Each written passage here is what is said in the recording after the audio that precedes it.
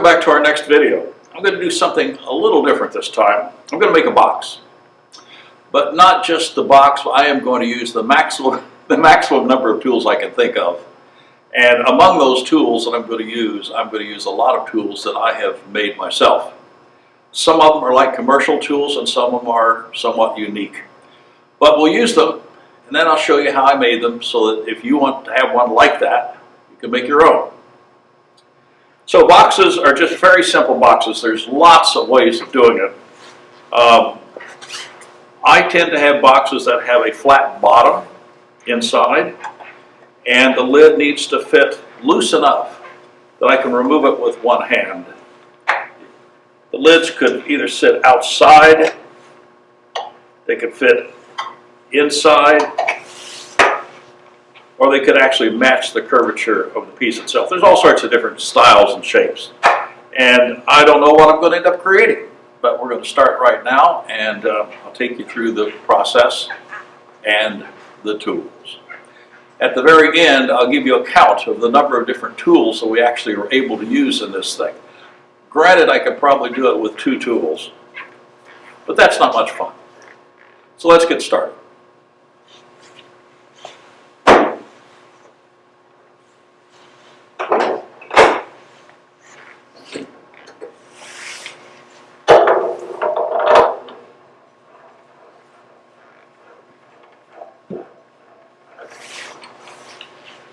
I have a blank. This is a piece of unknown wood. It's clearly dry. It's very, very oval. But the nice thing about it, it's end grain. And boxes work best when made end grain. So my first task is just simply to bring it into round. And I'm going to use a chuck like this to do that, to at least start it. First tool. This is a modified bowl gouge I have. I made it years ago. The handle is triangular. It means when I pick it up, my thumb always goes right on top, aligned with the flute. I use this only on spindle work, sort of like what we're doing right now. So let's get this rounded up, and I'll go to tool number 2, whatever that turns out to be. Get my tool rest at the appropriate height, and do a little rounding. Oh yeah, it's way out of round.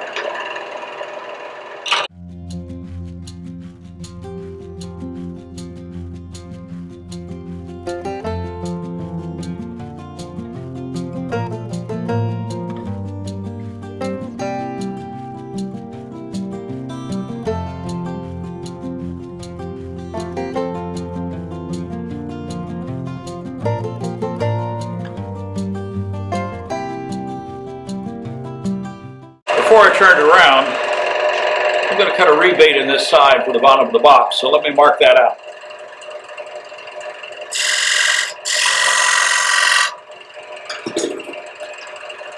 So you can see it.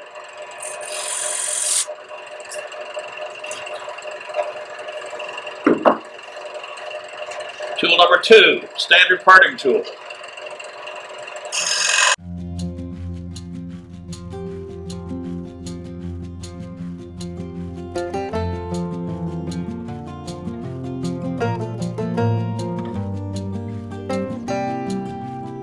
It's a little less than 1/8 of an inch deep. Tool number 3, I need a skew chisel to make sure that corner is nice and square.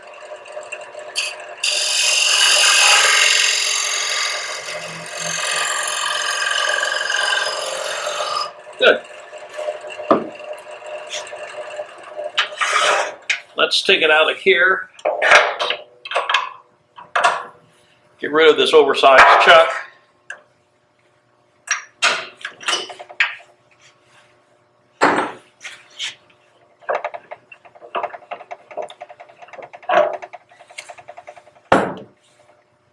And replace it with one that's appropriate for this kind of a project.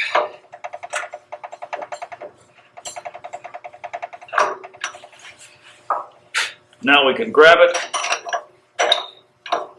expanding jaws, pressing down, nice and snug.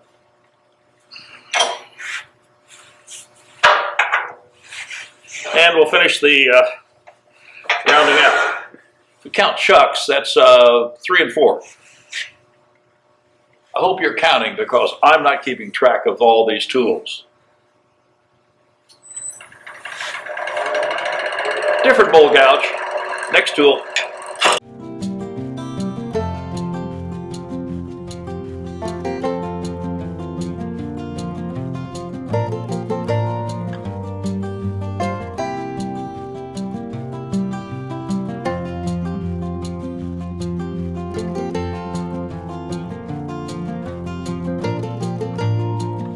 Put a tenon on this end. This is going to be the top of the lid. So let me take a measurement for that.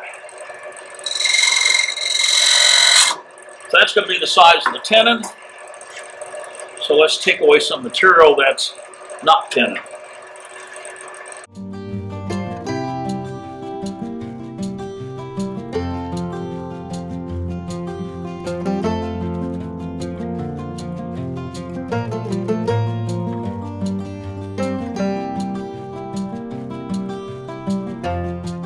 Skew chisel again. I'll use a different skew.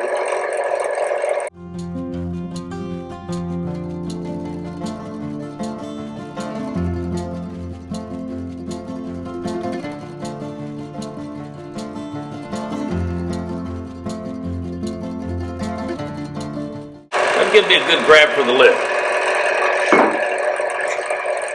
So now I have to make a decision. I have to decide what's going to be part of the body and what's going to be part of the lid. So let's think about that. The rebate goes in about that far. I need about that much for the thickness of the bottom.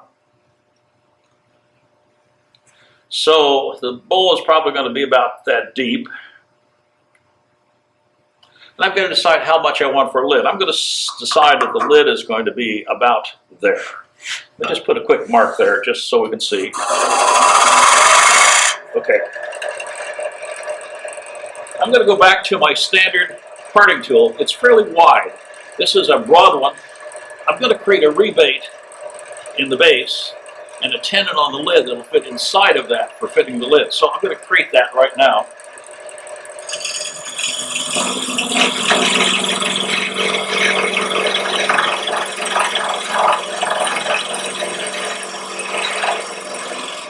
The depth of this is going to represent the thickness of the wall. The inside thickness will work out later. So maybe a little bit more. So there's the tenon. And I'm going to need room to part it off. That's going to have to add a little bit more. And I want to leave just a little bit of tenon on the base. It'll help me decide how to cut the inside of the base later. So I'm going to extend this by 3/4 of a parting tool.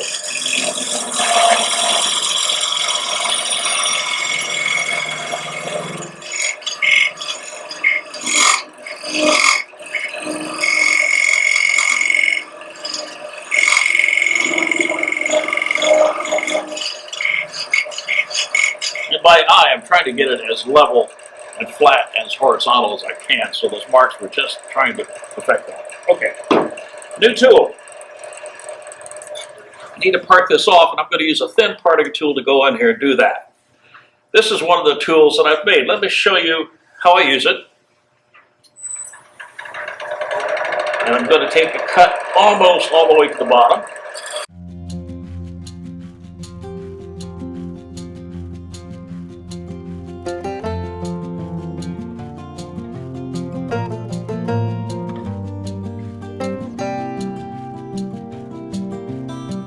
I could cut it off with this tool, but I'm not going to. I think that it would be safer to use another tool to finish that cut.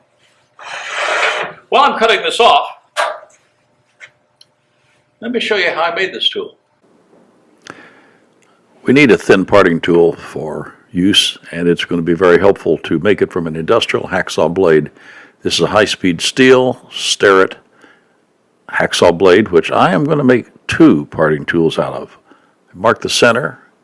I've taken my angle grinder and a cutoff blade and slid it into half.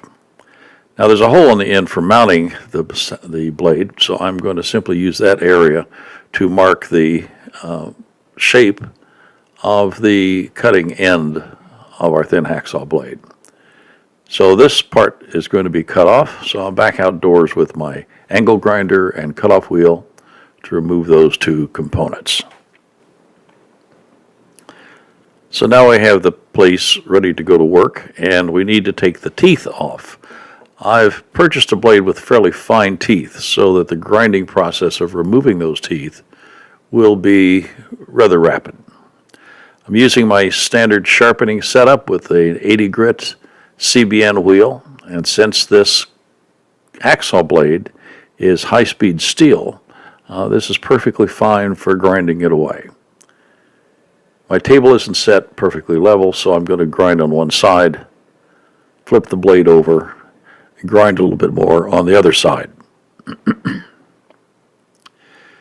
Take a few passes to grind these teeth down, but it's a fairly quick process as long as it's a fine tooth blade. It's one of the options when you buy these blades to pick one with a teeth pattern, thickness, and width. And so a little touch up, being sure we got it clear, and there is an edge. The opposite end is going to be the handle, and so I want to get it into a comfortable position. So I'm just grinding off the corners and trying to round it up a little bit to make it a little bit easier for the hand to hold later on. So you can see how fast the metal is ground away with 80 grit CBN wheel. Doesn't take but a few seconds to do that. Well, my guess on the curve of the blade was not too bad because that just about fits the 8-inch CBN wheel. So what I'm doing is perfecting that curve, trying to make it look perfectly clear to the wheel. Once that's done, I'm going to touch up that small point on the other side, which is the bevel that will be used when we grind. Now I have a 6x48 sanding belt here that's designed specifically for work with metal. It's an 80 grit wheel, and you could use your standard bench grinder. What I'm doing here is taking the powdered metal coat off of both sides of the blade because that will bind as you go into the hole and cut. So we want to get that out of the way. So I'm just simply sanding that off. Other ways will probably work as well, but this is the fastest way to get that material off. So a little sanding just to get the powdered metal off, and then we did a little bit of cleanup on both surfaces simply to take away any burrs, and there is our tool ready for use. About a 1/16 of an inch wide and a nice stiff cutting blade.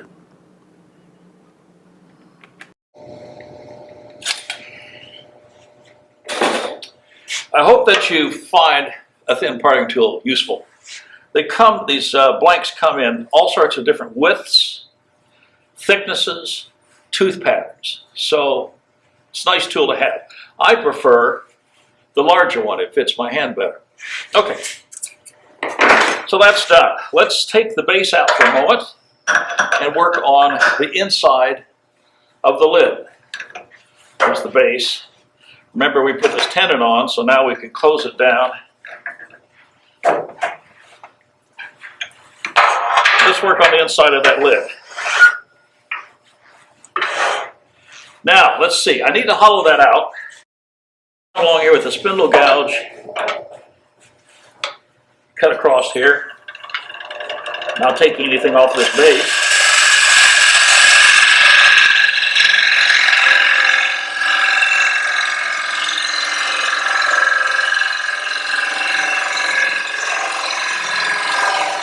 Come all the way across and hollow it out and make my shape out of the back.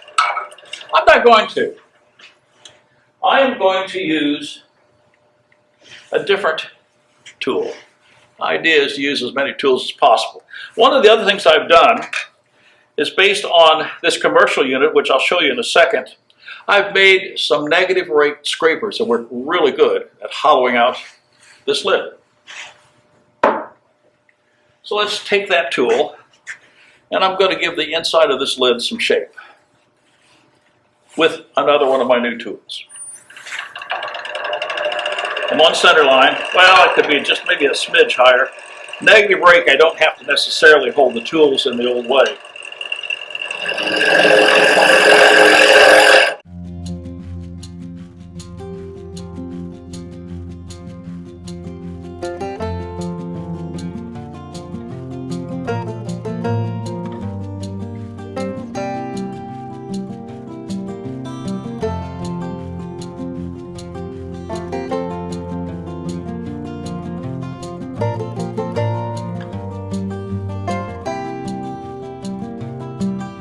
So I made a very light cut. And the surface in here is very, very good. I'm going to touch it up a little bit more towards this edge. Just one last little tiny cut with my negative rake scraper.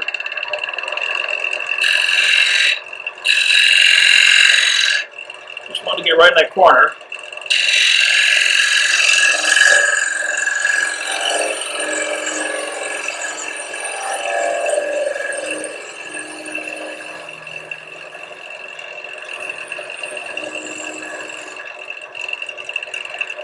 Yeah, most people take that out. I didn't. Negative rake scrapers. Commercially, new shapes. Let me show you how I made mine. One of my go-to tools for box making and other things is the negative rake scraper. And this is the newer format that has been introduced by a number of manufacturers, but this is specifically from D-Way Tools. I'm fortunate enough to have a Roborest, and it was easy for me to match the angles of the front and rear face of this tool against settings on my Roborest.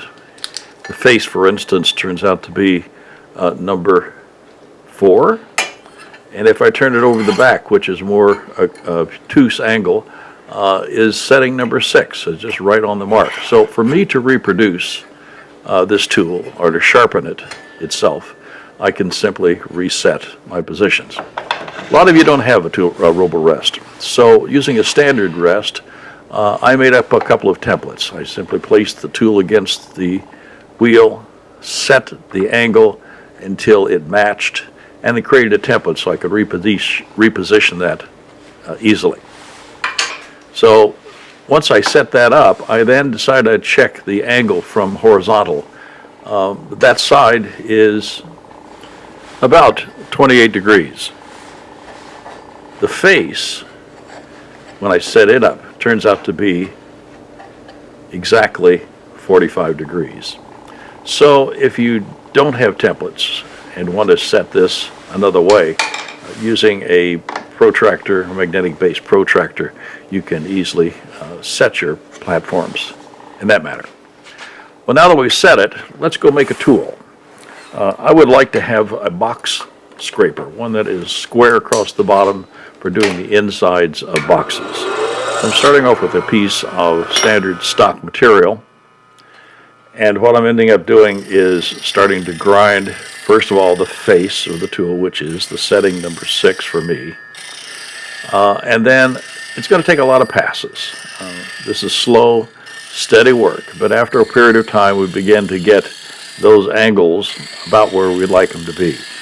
For the bottom scraper like this one, I do need to have a very slight radius on it, so as I drag it down into the corner and across the bottom, the corners of the tool don't catch. It just needs a very, very slight radius to prevent that. So you grind this out of, in this case I'm using 01 tool steel, which once it's ground has to be heat treated to give it the hardness that would allow it to hold its edge for a longer period of time. So that's a new tool. I created this because I saw one being introduced. I said, I can make that. So I did. The other things we can do is to take other scrapers we have. In this case, this was a standard commercial round nose scraper, which I then ground into this same profile using these same settings. So now I have a round nose scraper with the curve on the left side, which means this is an internal scraper for doing the inside of a vessel. So I have now 2, the commercial one from D-Way Tools, the box scraper that I just created, And now this round nose scraper, which is good for hollowing and shaping interiors of fairly small objects. I did grind a third one, and that is a fairly large, very thick scraper. This took a great deal of time because there's a huge amount of metal to be removed, and I'm doing it with an 80 grit CBN wheel. And so the face of this needed a tremendous amount of grinding, and even to this day, there's still probably more material that could be taken off to give it a better appearance, better perfection. We'll grind the other side now and match those two faces. A size like this, with this degree of mass, is perfect for doing larger bowls. You'll go with end grain or cross grain bowls and end up with a very, very smooth cut. And because of the mass of the tool, you'll have very little, if any, chatter on the tool at all. So a little bit of grinding and lots of time, and you eventually get the profiles. So this is a new tool. I consider making one. Matching those angles with a commercial one is a nice idea. Other people have indicated that just a 40-degree angle ground on either side would be sufficient.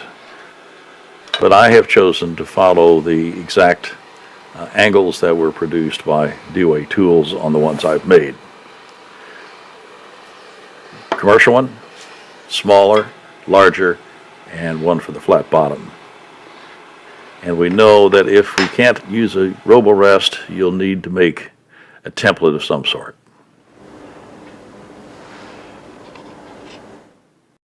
So I hope that was useful. I'm going to use that tool again before this video is over. But let me clean up the inside of this, just a little bit of sanding, a little 180 just to touch it up.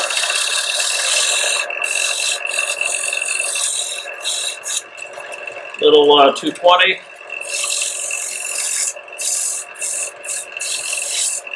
And something I tend to use, this is 3M Scotch-Brite.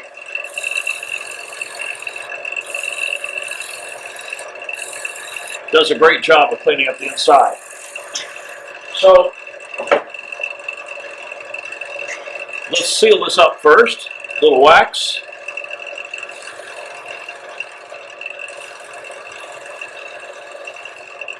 Just a little bit. Buff it out a little bit. And I can't leave the inside of this plain. We need some kind of decoration. I think I'm going to put some lines in there. Another tool. This is what we call a diamond point tool or a pyramid tool. It's great for putting all sorts of decorative marks on. Let me use it real quick to just put a few indicating marks inside.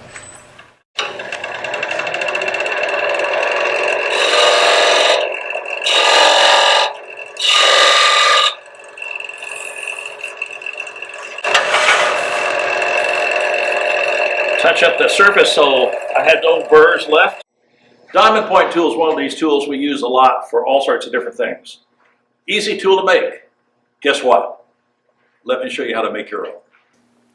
One of our most popular videos has been on making the diamond point tool, a very versatile decorative tool. It has three faces that are positioned 120 degrees apart. And to grind this requires a fixture. So I made one out of acrylic, drilled a hole in the center of it to accommodate the piece of a 3/8 drill rod, which is what I'm using in this case, and a set screw to lock the piece in place. I need to extend it through the fixture a specific amount so that I can grind a consistent face. The set screw allows me to keep that bar rigidly in place. So there's my grinding setup, and I am fortunate enough to have grinding system that is specific for grinding metal, but this can be done equally well on your sharpening system or 6x48 belt sander. I'm positioning the fixture against the back edge of the platform so I can consistently put it into the same place. I also am cutting each side for the same number of passes, 1, 2, 3, 4, 5, rotate, 1, 2, 3, 4, 5, etc. And as the tip gets smaller and closer to being a point, I'm sticking it in water to keep it from overheating and losing any temper that it might have. As I get closer to the end, I'm going to examine it more frequently to see that I'm coming to an absolute dead point. And as I approach that, my touches against the belt are lighter and less frequent, maybe only one pass on each face. I rotate it a little bit just simply to keep it moving along the belt, and my last few passes are very, very light touches. And once I examine it and find that it comes to a point, little touch on each of the faces, and we'll call it done. Now, for assembling, I do it very simply because I've made a handle in ahead of time, and that handle has a 3/8 hole drilled in it. So I'm simply going to place the handle on top of the shaft, and using a rubber mallet I can literally drive it into place, and because of the snugness of the fit, this will be adequate to hold it in place. So there is our tool, diamond point. It can be hardened if you choose, but I use it this way because it seems to be perfectly satisfactory as it is. Okay, inside of the lid is done. I want to do the outside, but I don't have a way of holding it yet. So I'm going to put the base back in. Remember the rebate.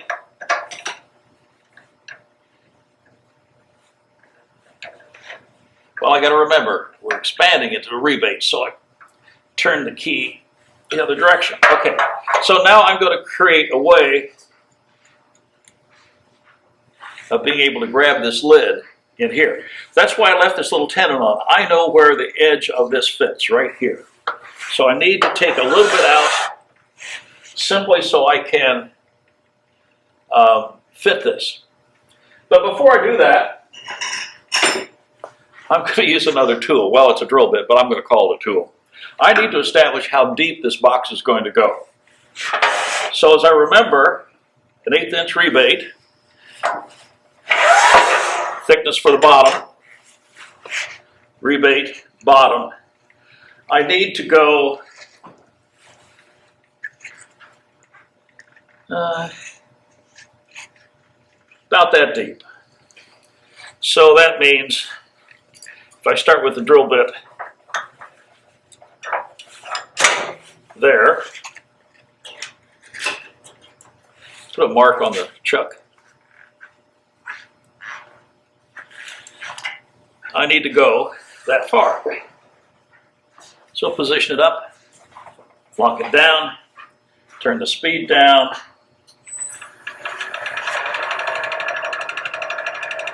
and I want to go from this mark out that distance.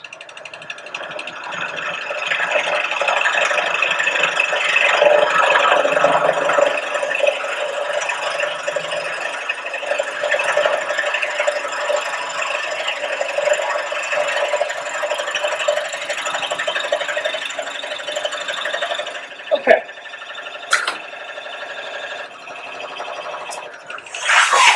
What I've done now is establish how deep the inside of that's going to be. Let me get rid of this because I'm going to impale myself if I don't. Okay, bits out of the way. And now I'll go back to creating a rebate here that this lid will sit in so I can complete the outside of the box and the outside of the lid. So let's go down here and figure out what tool can I use for that. Well, I've talked to you about negative rate scrapers before, and I've shown those to you, but I have one that I've designed specifically for doing this kind of straight-in cut. So I'm going to use a different one of my homemade negative rate scrapers, simply to go in here and create a little bit of opening.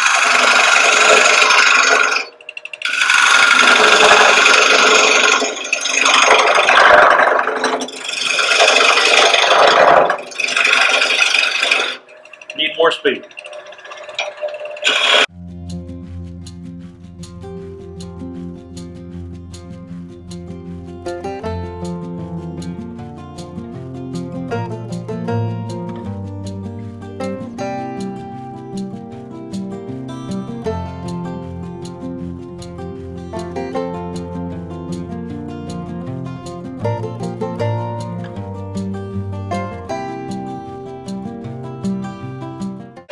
getting close to the mark, but I'm not there.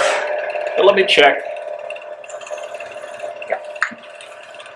That shoulder has to go away, so it's careful cuts now, repetitive, very shallow, one at a time. I want it to fit snugly at this point, looser later.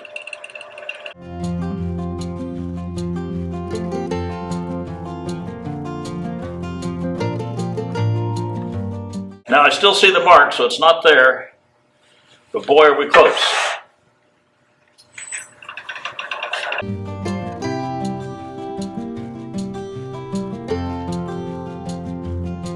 My boxes never have a tight-fitting lid because I need to be able to take the lid off with one hand. But at this point, I would like it to fit somewhat snugly. So I'm going to make it a little loose, and I'm going to put a paper joint in here to hold it tight.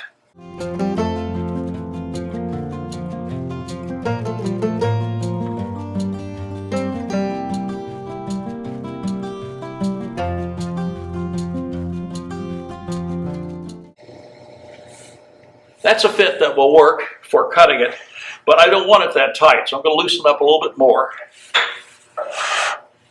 And I think I'll go to skew chisel.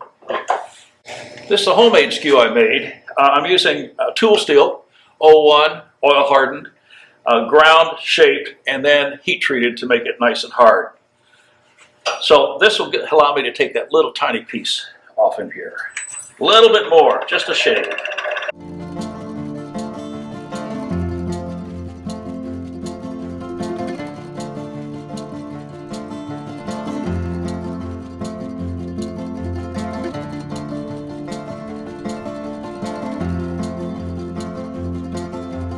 Oh, that's the fit I want for the lid, like that. So now I'm going to put it on and work on the outside, and for that I'm going to use a piece of paper towel, which will fit it on nice and snugly, and will allow me to get this back off. So now I can shape two things. One, I have to know the shape of the outside of the box, and number two, the shape of the lid itself. So first thing I'm going to do is actually shape the outside of the box. And for that, I'm going to go back to my bowl gouge.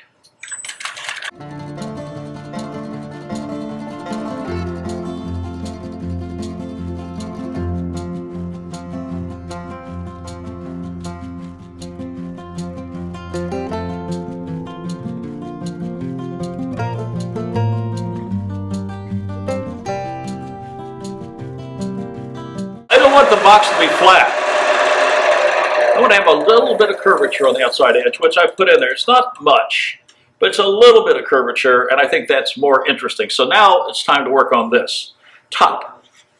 And this is decorative opportunity again. This, which was a tenon, will now become my knob. And so let's take some mass away just with the gouge, since I still have that in my hand.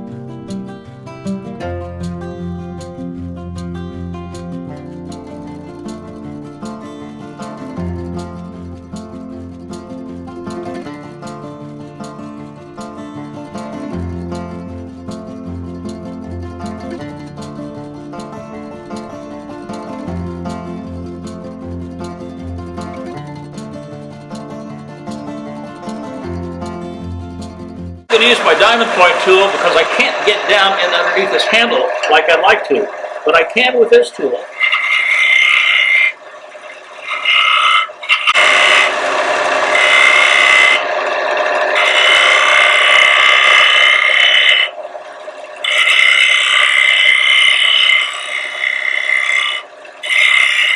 Believe it or not, I'm using the side of the diamond point tool as a scraper. Let's do a little sanding.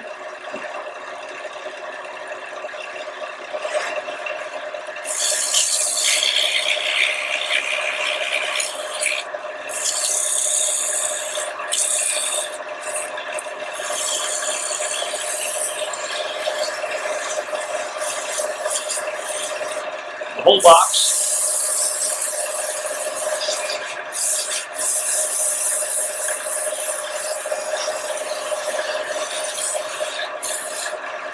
It's fortunate we have good dust collection here.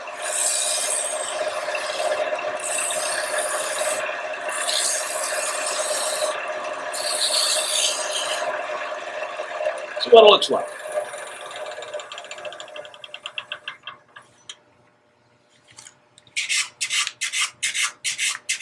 Do a little bit more sanding here to take care of some of the marks.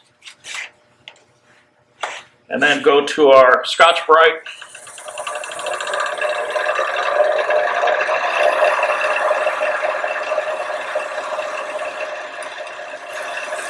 With that I can get back up in that little hole there.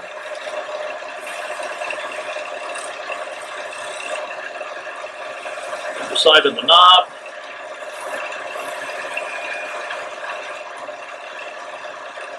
I think the knob, I'm going to kind of dish it out for a second here, just for the fun of it.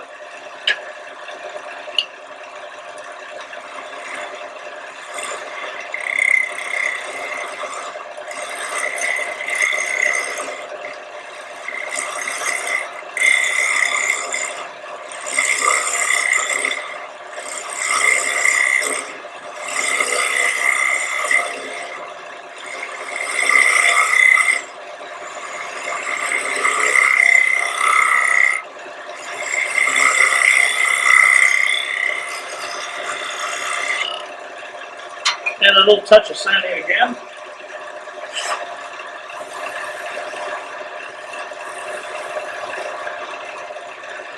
And let's see, what kind of decorations? I think I'll just put a few lines here too.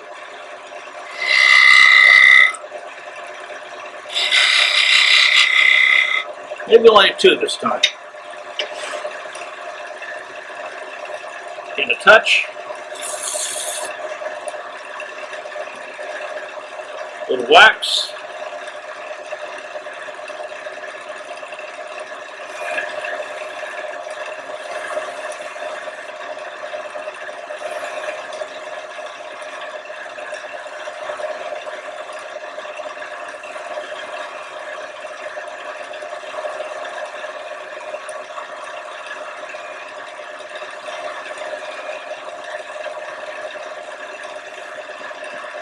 A little polish.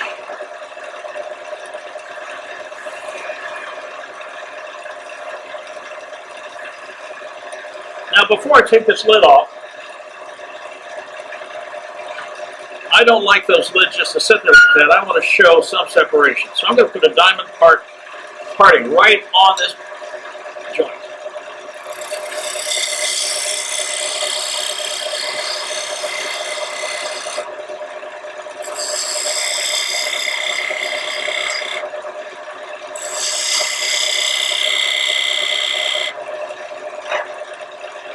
Touch those up with the wax again, just to be sure.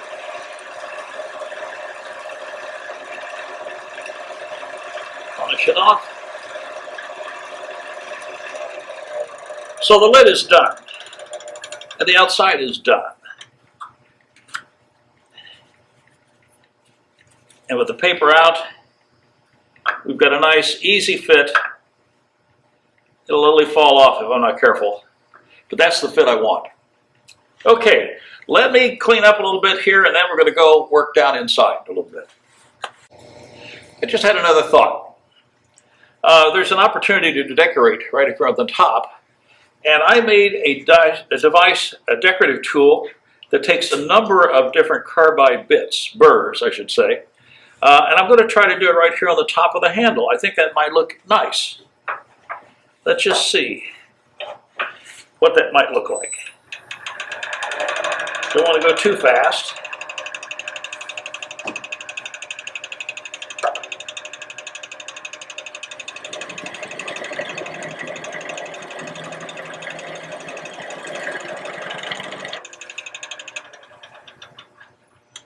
Yeah, create a nice little spiral pattern.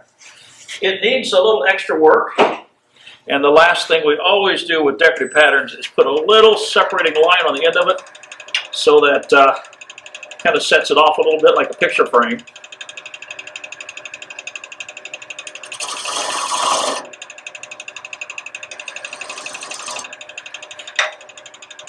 It's a nice little decorative tool.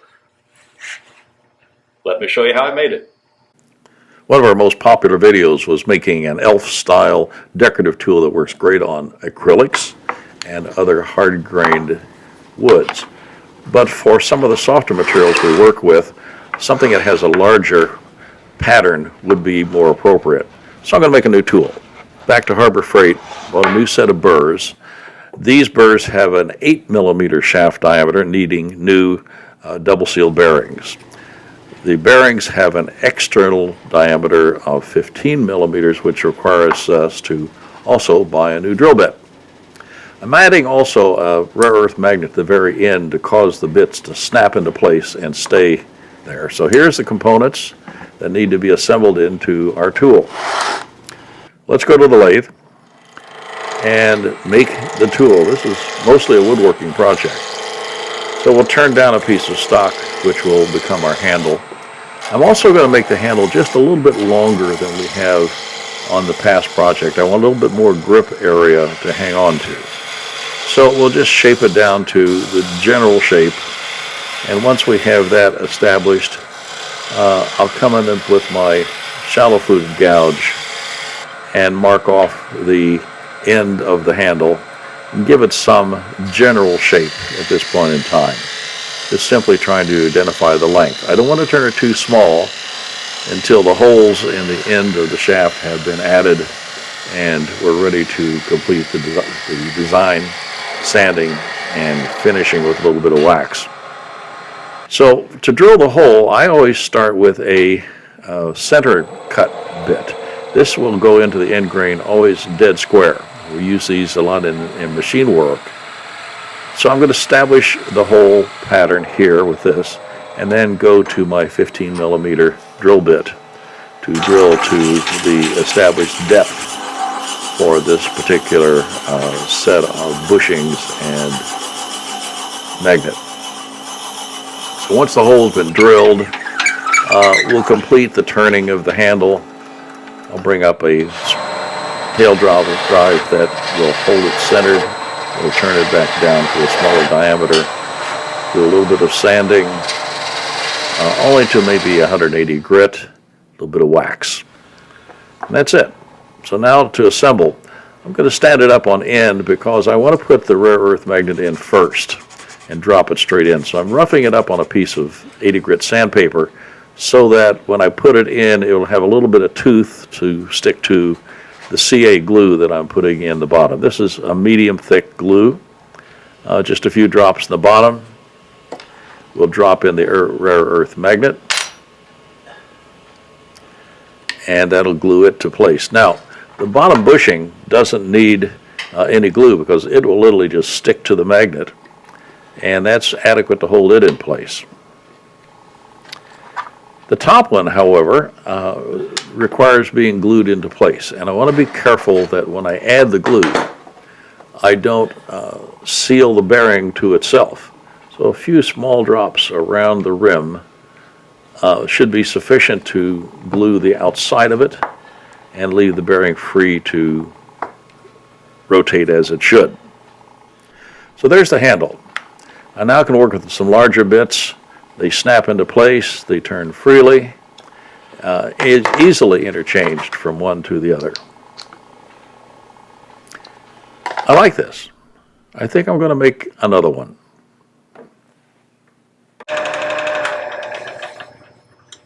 Little wax on there, I think it came out looking good. So this is a nice tool. It works really great on end grain, not so good on side grain. It works really well on closed fiber woods, not so much on soft woods. So decorating an end grain like this is kind of a good idea. Well, let's go on.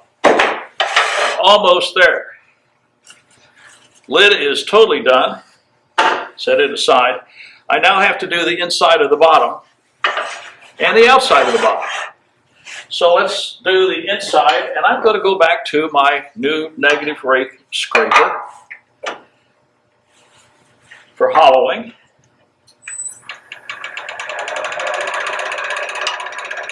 Remember, I have a depth hole in here that will help me know where the bottom is.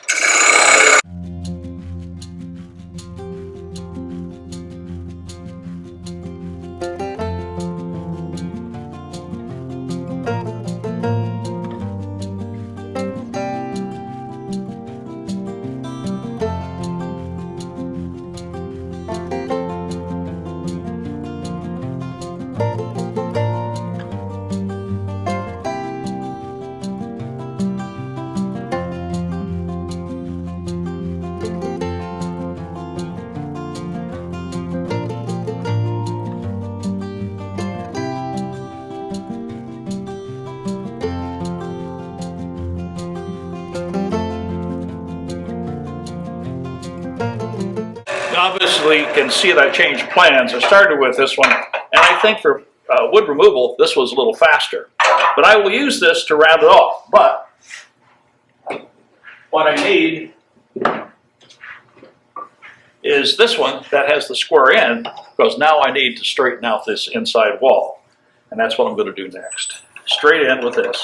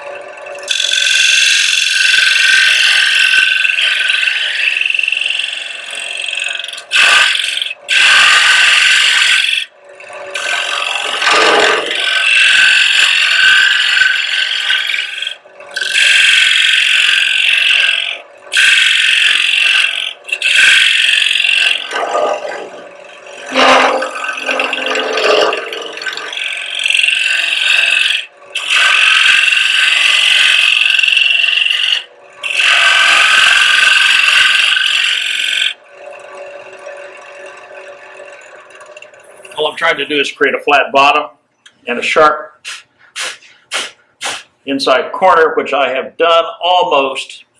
The bottom needs just a little bit more cleanup.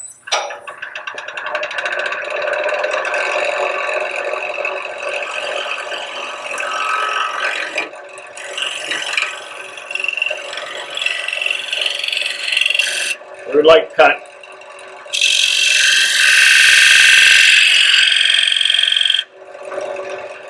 And the corner was not quite as clean as it could be. It looks fine now. Little mark right there in the center. We'll take care of it in a second.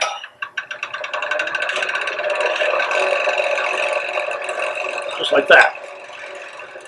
So now I can leave the inside plain, or I can decorate it.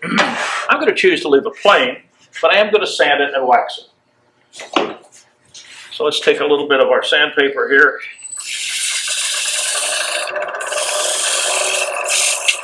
And quick strokes. I'm not touching this rim right here, other than get the sawdust out of it, because I know the fit is exactly what I want. So I'm just doing the inside of the box, top rim.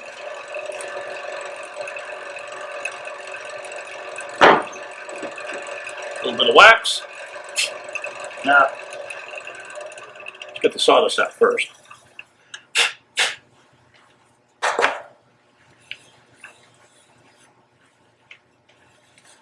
Okay, a little bit of wax now inside.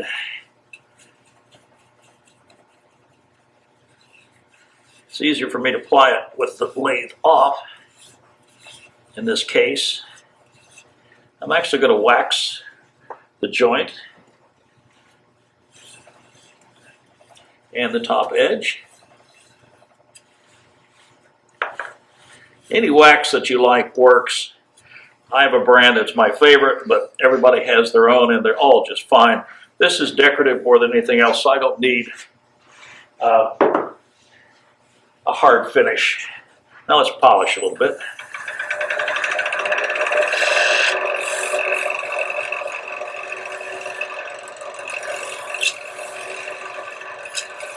Okay. So we're 80%, 90% done, something like that. So now I'm going to take this off, and the only thing remaining is to do this bottom. Now I have to chuck it again. Interestingly enough, for this particular box, it fits right over the jaws of the chuck just fine. Now if I tighten them slowly into here, see if that's running straight. It's not.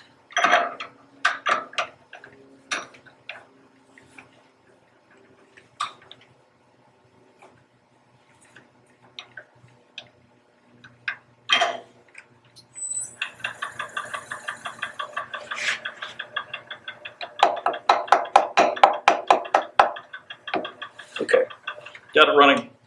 That's good enough. I need to pour a little more pressure on, but not too much. Yeah, that's fine. So if I tighten it too much, I could break my box. I don't need to do that. Okay, so now we're down to the bottom. And again, my scraper.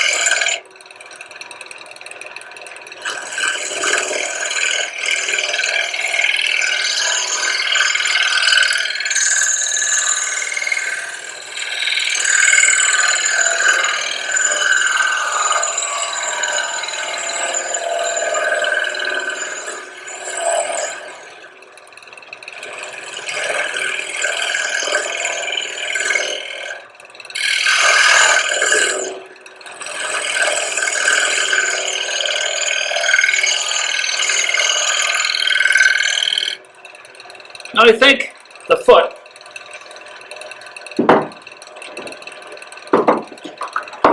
could benefit from having a bead on it.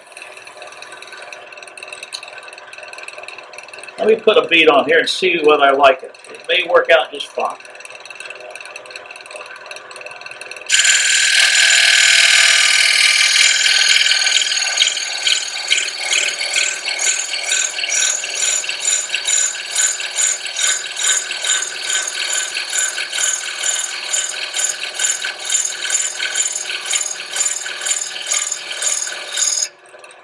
It's a nice bead. You take some material away from it next to it.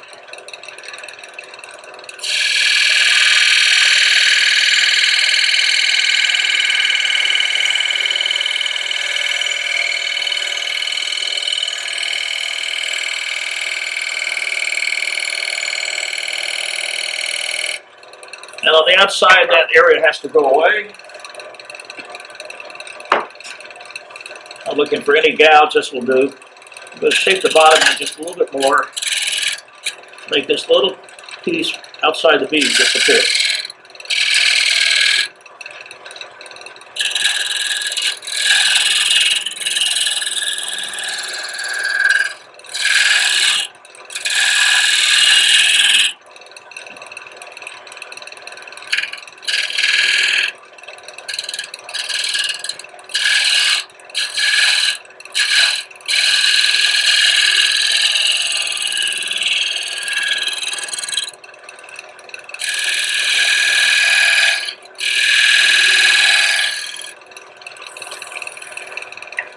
And round the bead up a little bit more.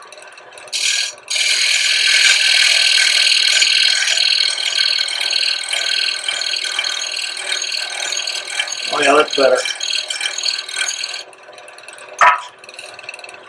See what that looks like before I put any finish on it. I want to make this little corner go away, and I think that's just sandpaper. A little sanding here to clean this edge up.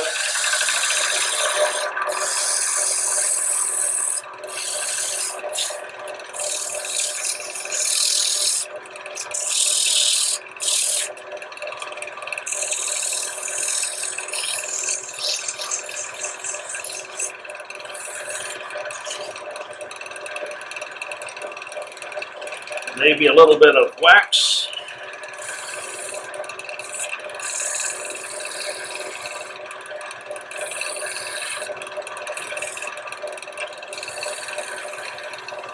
Touch this.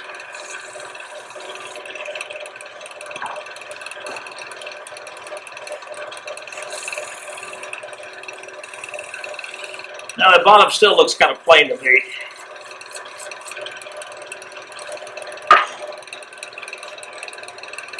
I think I'll put a decoration on it.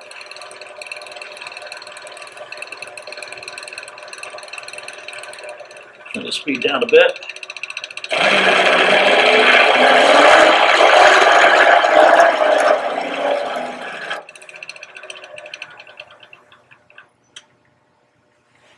And a little cleanup with the Scotch Brite.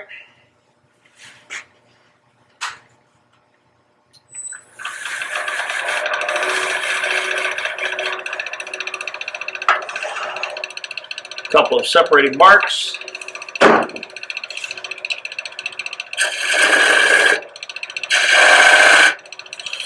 And a little bit of wax.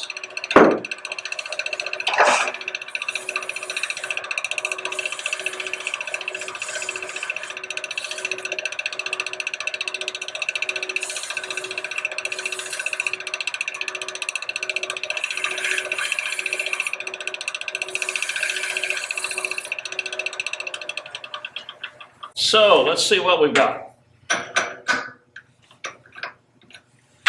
Clear the decks here.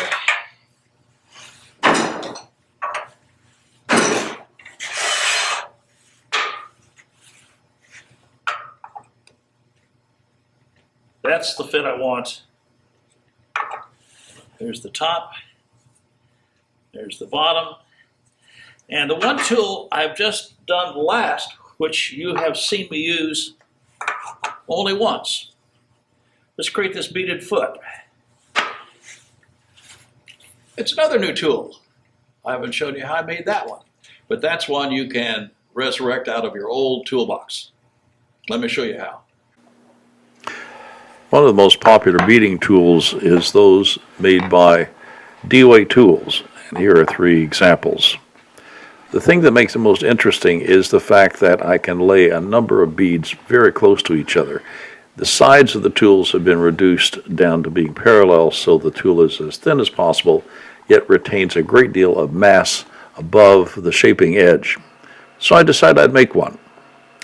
I found a small bowl gouge that had a U-shaped flute, not parabolic as most bowl gouges, and I'm going to use this one.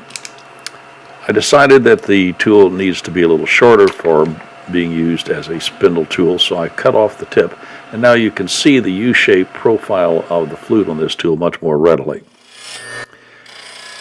Grinding the tool is being done on a standard 8-inch CBN wheel, my normal sharpening system, and it does take a little bit of time to do. The most important thing is as I lay the round shaft on the platform, I have to be assured that I am running as parallel as I can across the wheel so that the 2 wings of the tool come out parallel and symmetrical. So I stop and examine quite frequently. Now, since this is high-speed steel, initially all I need to do is to grind the shape in and the tool's ready to go. So after a number of grinding, I get down to the place that I have 2 points on either side, coming all the way to the tip. So the next thing to do is to remove that circular tubular mass on either side of those points, and that just requires going to the wheel and grinding those 2 round faces back to whatever is satisfactory. So a number of passes on either face will eventually reduce that. And I'm doing this by eye with no particular formula in mind. So I'm radiusing it a little bit, and at the end of this radiusing process I am actually going to break the heel of the tool just a little bit. No particular reason other than maybe just cosmetic. So the tool has been shaped simply by grinding the bevel off, and as you can see, at a back angle. So once these two faces have been done, the tool is virtually ready to go. I did off camera take and put this into the lathe and reduce the length of the handle so that it's a more appropriate spindle tool. The length of the bowl gouge handle was too much for this particular tool. So here it is. I've shortened the handle, I've ground the bevel on it, and I have a tool that in some manner or another is somewhat similar to the way Dewey makes their beading tools. It works very well. Well, I hope all the little inserted videos we put in will allow you to be able to consider the possibility of making a number of your own tools. Specific purpose, decorative tools, things that you can use every day, and things that you can use older tools for. So if you have questions, you have comments, please post them down below on the video. We really appreciate hearing from you. And our next video will be coming very soon. Thank you for watching. We appreciate your patronage. Take care.